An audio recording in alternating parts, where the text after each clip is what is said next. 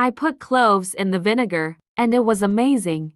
The final result. This mixture serves all surfaces and still acts directly against insects. I'm sure you will be impressed to use this tip in your home.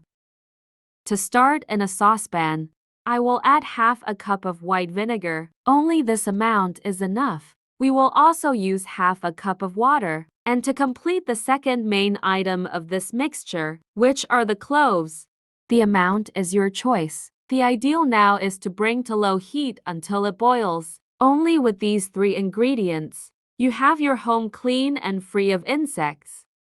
Once and for all, once it is at the point, we can remove the pan from the fire, and as soon as it cools, put in another container. That will facilitate the application. I'm using a spray bottle, and to avoid waste, I'll put all the liquid with the help of a funnel. And before I forget, tell me which city you watch us to. Send you a special hug. Today's hug goes to Lisa Jane from Ireland. I'm glad you're enjoying our tips. After fully putting the liquid, we will be ready to use this tip.